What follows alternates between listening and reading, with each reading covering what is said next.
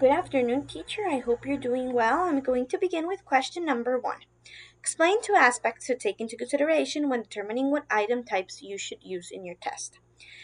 When you're going to do a language test, you have to be very careful because you want the language skills being measured to align with the student's familiarity with the item types. And, first of all, the choice of items should correspond directly to the specific language skills that the test aims to evaluate. Obviously, this is to ensure that the assessment is accurate and it truly reflects the targeted objectives. And second of all, you do not want to include items in the test that you haven't presented and reviewed during the class. You want students to be familiar with them. So whenever they take the test, they feel relaxed and they don't spend any brain power trying to understand the activity because they already went through it during the class. Question number 2. Why is it important to write clear instructions in tests?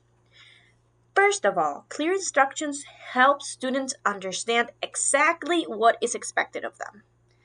And this reduces confusion and allows them to spend that time just focusing on demonstrating their knowledge and their skills.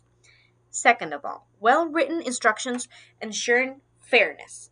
And this means that every student has the same information, no one is in disadvantage because they all understand everything they need to do and they can complete the test items. Question number 3. So in my digital book on page 72, there is a complementary activity. Read through the activity, complete it, and share your answers of 3 aspects to improving the instructions of the item given. So there is a lot to improve in this image. My first suggestion would be to simplify the words, the instructions, because they are a little bit confusing. And I would say, for example, label the parts of the body shown in the picture and then write 3 ways this activity could be improved for a 4th grade test. My suggestion number 2 would be to include a word bank because those are great, with possible body parts like head, arm, leg. And this will support the vocabulary development and comprehension, of course. And suggestion number 3 would be to just replace the image overall to make it a little bit more child friendly. Maybe put clothes on the cartoon. Not that this is not appropriate, but it could be better. And, maybe use some diverse images to reflect inclusivity and comfort of all the children. Question number 4, which is describe one type of oral test that could be used at an elementary school level and explain how this test could be useful for students at an elementary school level. Well, one type of oral test that could be used is a guided role play, and this activity would be given to students in familiar situations that they could do in their everyday life, for example, ordering food or buying school supplies. And basically, the students are giving a script or a prompt to follow. For example, one student role plays the customer and another role plays the act of the shopkeeper, and using expressions like, can I have a pencil, please? Or here you go.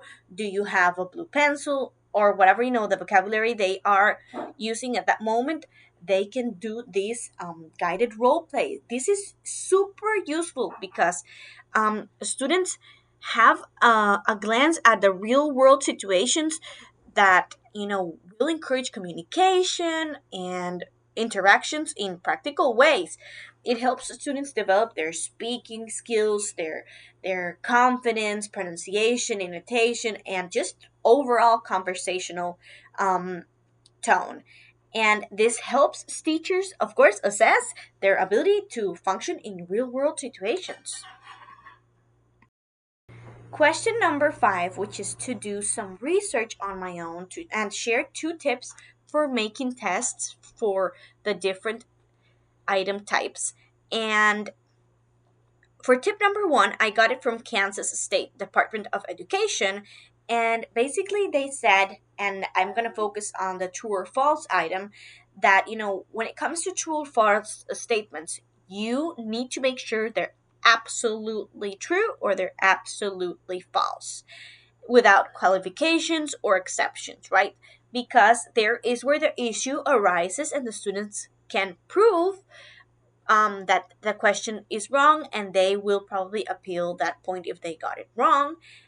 And for tip number 2, which I got from the Carnegie Mellon University, is that in multiple choice questions, use positive phrasing in the stem, right? So avoid words like not or except if it is unavoidable, and highlight negative words. For example, which of the following is not an example of whatever it is?